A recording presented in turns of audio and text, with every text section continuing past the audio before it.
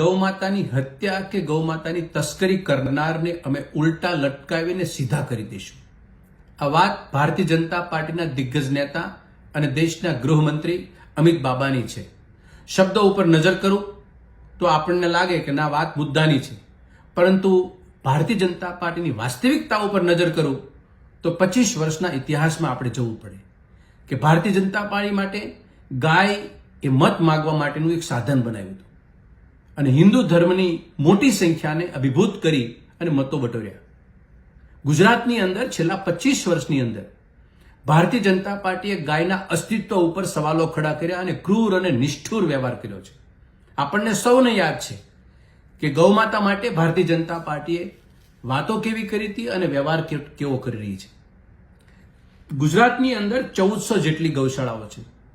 ભારતીય જનતા પાર્ટીના દિગ્ગજ નેતાને મારો સીધો સવાલ છે કે તમે એક પણ ગૌશાળામાં જઈ અને ગૌશાળાની અંદર ગૌમાતાની હાલત અને ગૌશાળાના સંચાલકોની હાલત શું છે અને કઈ રીતે દયનીય પરિસ્થિતિમાંથી વહીવટ થઈ રહ્યો છે એની આપણે ચિંતા કરવા માટે ક્યારેય પદાર્પણ પગ મૂક્યા ખરા ત્યાં? નંબર 2, ગુજરાતના મુખ્યમંત્રીના નામે મુખ્યમંત્રી ગૌમાતા પોષણ યોજના 500 કરોડ રૂપિયા દર વર્ષે પ્રાવધાન કરીને 50 કરોડ રૂપિયા પણ ફાળવતી નથી અને ગૌમાતાને ભૂખી રાખે છે. આ વાસ્તવિકતાનો દર્શન કે આ રીતે સરકારમાં ડૂક્યું કર્યું ખરું કે મારી ગૌમાતા માટે, આ રાજ્યની દેશની ગૌમાતા માટે મારી સરકાર, ભાજપાની સરકાર કેટલી ચિંતિત છે? નંબર 3, ગુજરાતની અંદર ગૌસેવા વિકાસ બોર્ડના નામને એક સંસ્થા ચાલતી હતી, એક બોર્ડ ચાલતું હતું. આ બોર્ડમાં 11 એવી સેવાઓ હતી. એ તમામે તમામ સેવા આ ભારતીય જનતા પાર્ટી સરકારે બંધ કરી દીધી. એના માટે પણ ભારતીય જનતા પાર્ટીએ ગાય માતા સાથે ઉચિત વ્યવહાર કરી લીધો? એની ચિંતા ક્યારે કરી ખરી? નંબર 4, 43 લાખ હેક્ટર જમીન આ રાજ્યની અંદર ગૌચરની હતી. આજે કેટલી છે? 8.5 લાખ હેક્ટર માત્ર. આ સિવાય 2300 ગામ જે એવા છે કે જ્યાં 1 મીટર પણ જગ્યા ગૌચરની બચી નથી. આ ગૌચરની જગ્યા એ ગૌમાતા માટે આશરો અને ખોરાક હતી.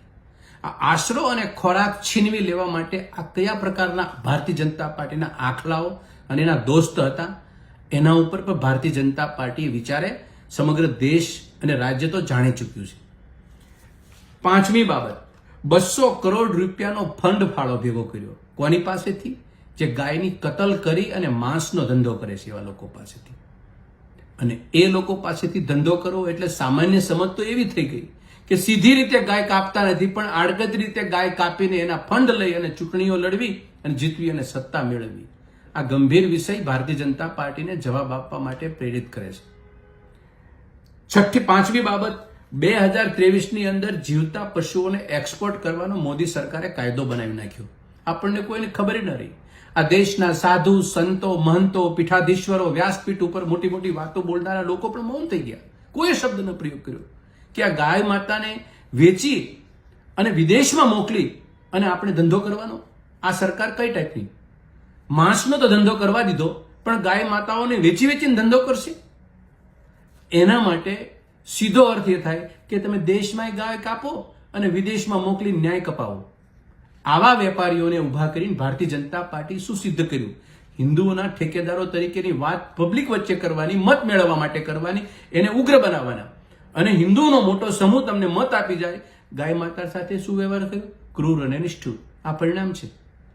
એનાથી આગળ વાત કરું કે આપણે એવું બોલી ગયા કે ગાયની હત્યા અને તસ્કરી કરનારને અમે ઉલટા લટકાવી અને સીધા કરી દઈશું. ગુજરાતના 25 વર્ષ અને દેશના 10 વર્ષ. એક દાખલો બતાવો, અથવા તો તમારી પાસે નંબર ઓફ યાદી હોય કેટલાને તમે ઉલટા લટકાવી દીધા અને કેટલાને સીધા કરી નાખ્યા હોય. એની યાદી ભારતીય જનતા પાર્ટી જાહેર કરે. પબ્લિકને ખબર પડે કે ગાયના ઠેકેદારો તરીકે ગાય માટેની કેટલીક ઉચિત વ્યવહાર તમે લોકો કર્યો છે.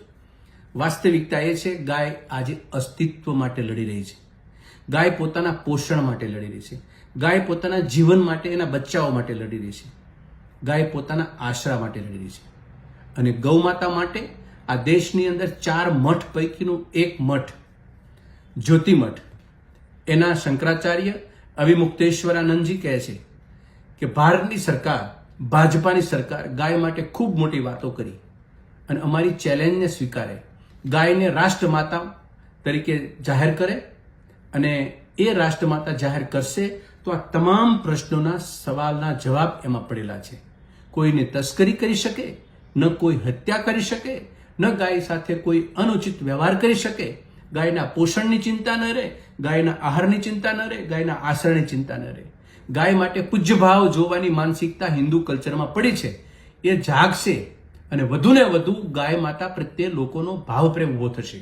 પરંતુ ભારતીય જનતા પાર્ટી માટે ગાય એ મત આપવા માટેનું સાધન છે અને દેશને માટે એ દૂધ આપે છે.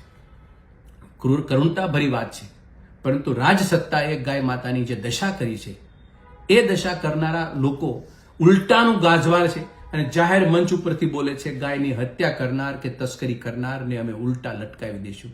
આખી મોટી કરુણતા સત્તા પક્ષની ને આગેવાનોની અને આપણા દેશ માટે બીજી કઈ